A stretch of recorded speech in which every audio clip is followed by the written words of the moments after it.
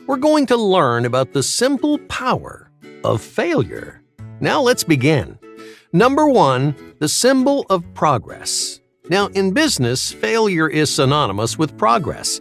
It's an important benchmark that everyone hits before finding success. That's why many of the most successful companies in the world have adopted a positive outlook on failure. They see failure as a big step in the right direction, and they know that it's something to be proud of. Because before you can fail, you have to expand your horizons. You have to take new risks, and you have to push the envelope. And if you're not failing, well, then you're standing still. You're going nowhere. After finding a bit of success, many people avoid failure because they're scared of moving backwards. But even if you're moving in the wrong direction, you're still going somewhere. Standing still means you've stopped trying, and if that happens, you'll never learn or grow, and you're not going to accomplish your ultimate goals. Imagine you're a singer that got famous for your first big album. You might spend the rest of your career living as a one-hit wonder. You're too worried that your second album won't be as good as the first. But even if it bombs, you'll still learn all kinds of new lessons from that failure. You'll develop as an artist. You'll discover new ways to expand your style. Without the failure of your second album, you stand no chance of finding success with your third, and you'll miss out on a chance to accomplish your lifelong dream. So don't be afraid to fail. Don't worry about moving backwards. Yeah, it may not feel like it at the time, but every slip-up will bring you one step closer to your goals. Number 2, innovative combinations. Sometimes 2 wrongs do make a right. Just imagine you started a new business, but it's not doing too well. People seemed to like the product, but the marketing was a disaster, so eventually your first business goes down the drain. A few years later, you start your second company. You really focus on getting the word out there, but this time the product isn't very good. Your second business ends up failing even faster than the first. Now that's 2 colossal failures, but neither of these ventures was a waste of time. Both of your failed ideas still have the potential to be something great. You just need to blend them together. You launch a third company that uses the products from 1 and the marketing strategies from 2, and this time your business takes off. But that success was only made possible by the combination of your failures. Number 3, highlighting weaknesses. There's a host of reasons why you might fail. You may take on a project you can't afford, or tackle a theory you really don't understand. You might get bored and lazy halfway through, or maybe you just don't know where to go next. It's important to pay attention to the way you fail, especially if you keep failing for the same reasons. Okay, so let's say you've wanted to write a book. You've started 5 different narratives, but each time you give up after the first chapter. So what's the problem? You might blame your concept. You say you failed because your idea wasn't good enough. But a closer look shows us something else. You keep failing because you aren't sure what to do next. You never learned how to develop your narrative past the first chapter, so you're stuck inside your comfort zone. This realization will completely change the way you practice. Without it, you'd keep writing intros over and over again. You'd waste even more of your time on something that isn't helping you to improve. But your failure shines a light on your weaknesses. It shows you exactly what's holding you back, and that way you can make real, lasting changes to your habits and lifestyle. Number 4, first-hand wisdom. To learn the pitfalls of any road, you have to travel down it.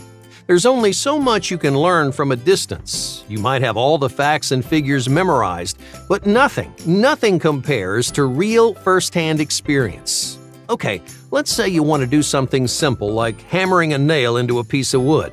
You can read all about the different types of tools, you can learn the physics and do the math, but you'll never know what it feels like to swing that splintering hammer down with your own 2 hands. That's one reason why failure is such a powerful learning tool. Just because your company failed or your idea got rejected, hey, it doesn't mean it wasn't a valuable experience. You learned how to improve by confronting that negativity for yourself.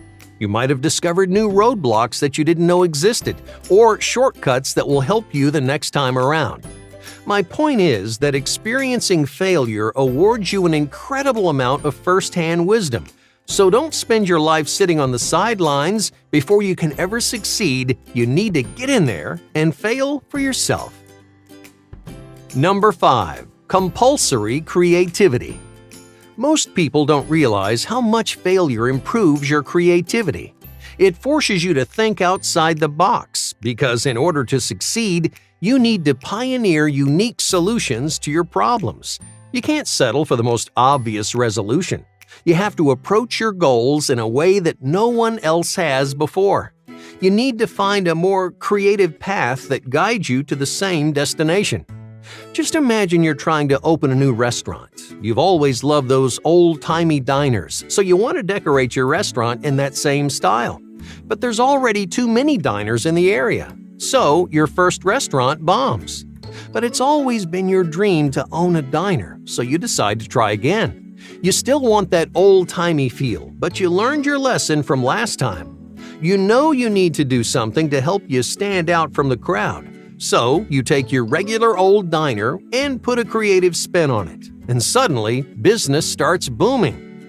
Without experiencing failure, you would never have pushed yourself to be innovative. You wouldn't have challenged your creativity.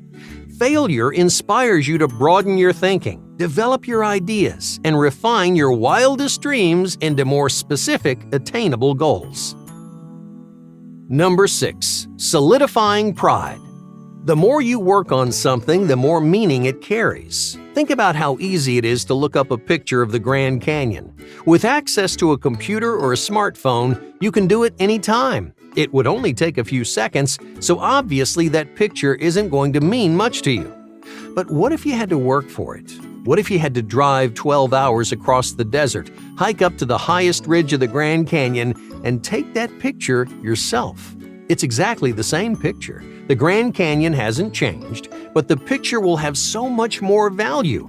You'll be especially proud of it because you worked so hard to get it. In the same way, failure solidifies your pride in your work. If it were easy to accomplish your goals, they wouldn't be worth accomplishing. You wouldn't feel satisfied when you're done. But every time you fail, the payoff grows. You're investing so much time and effort that your success changes shape. It looms larger in your mind and it carries more weight in your future. Each failure will make you more and more determined to achieve your goals. Number 7. Coping with hardship. Experiencing failure doesn't just encourage success. It also teaches you to navigate rough situations, persevere through adversity, and cope with hardship. Do you remember the first time you overdid it at the gym? Maybe you ran longer on the treadmill than you ever had before, or you might have done a couple of extra sets of lunges. Either way, your body felt extremely sore the next day. You were so stiff that you could barely walk. But after a few days of rest, you went back to the gym, and you did that grueling workout again. You put the exact same amount of stress on your body, but this time you weren't that sore. Your muscles didn't feel nearly as stiff as they did before. Failure works the same way. Each time you fail, you get better at handling the frustration and disappointment.